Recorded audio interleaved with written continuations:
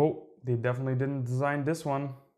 Get it? Because whatever. Hello, today I welcome you to my All the Watches, and in this video we are taking a look at this Didun Design Offshore.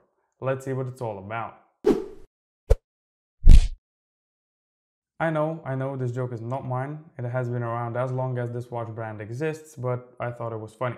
So in today's video we're taking a look at this Audemars Piguet Royal Oak Offshore Diver Chronograph Homage. I bought it not so long ago during a sale. It was $36. But the weird thing is that the seller that I got it from actually removed their listing.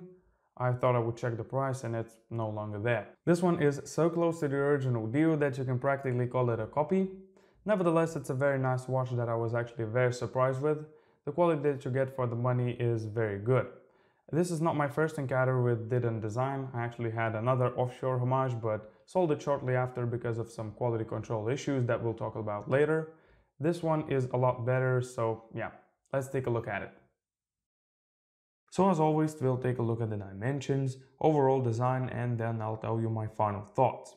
It's quite a large watch, almost 43 millimeters in diameter, not including the crown, 48.5 millimeters if included, 15 millimeters thick, 54 millimeters lug to lug, a bandwidth of 28 millimeters, tapers down to 20 millimeters at the clasp, and weighs 157 grams.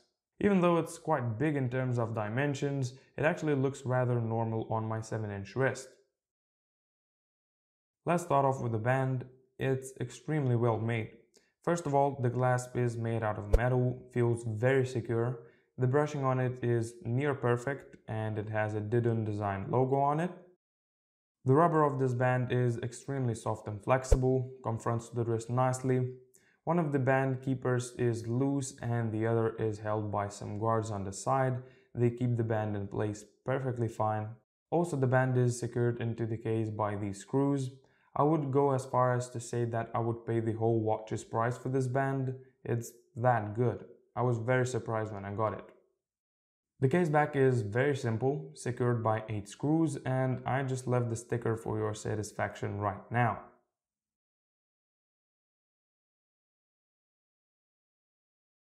Then, as you can see, Didun Design logo, name, 30 meters water resistant, sport, and then the model number.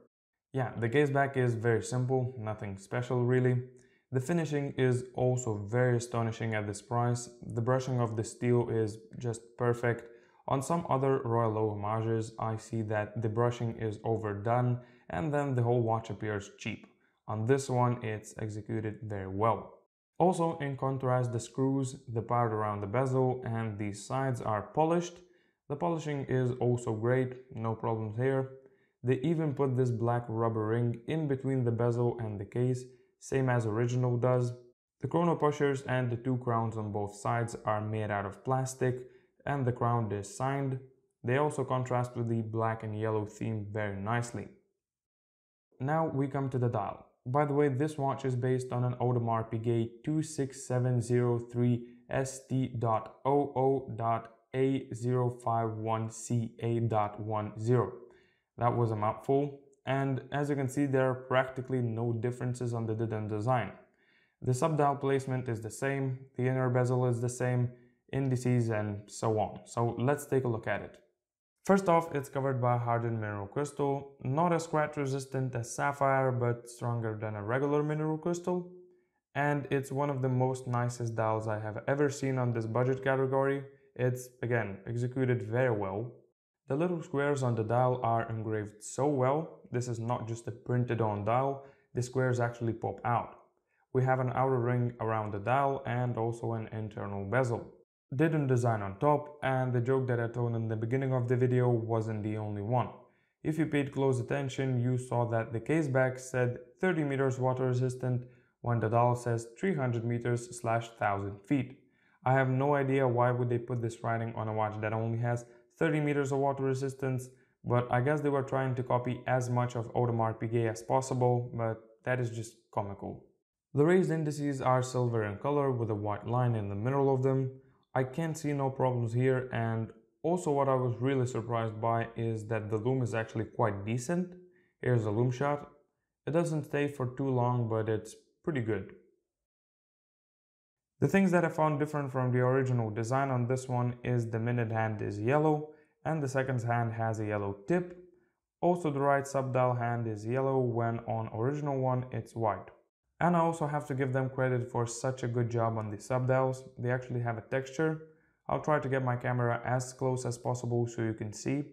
They play very nicely with the light, and also there are no printing mistakes whatsoever. Now let's go through the functions of this watch.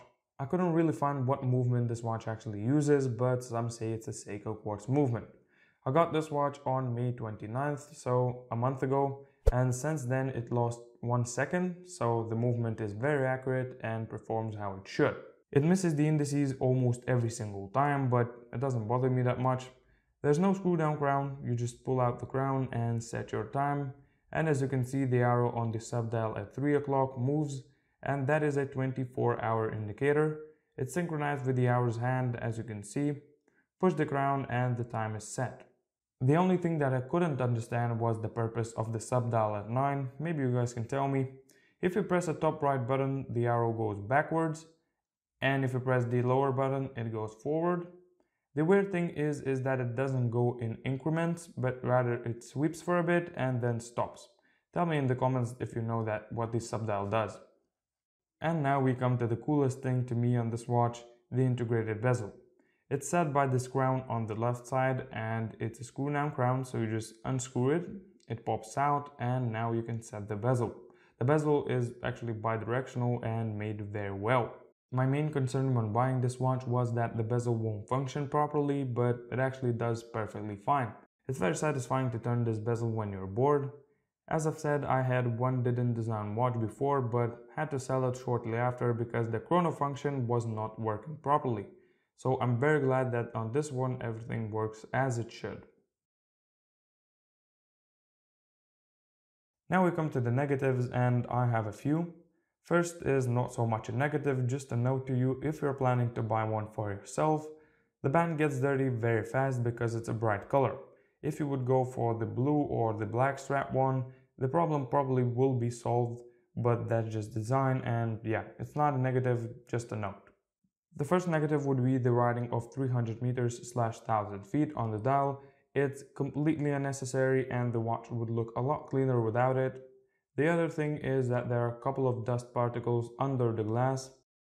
And the last thing is that there are small dyeing mistakes on the internal bezel. There are tiny bumps where the bubble from the paint formed and then exploded. It's hardly visible. For the $36 asking price, these negatives are definitely acceptable.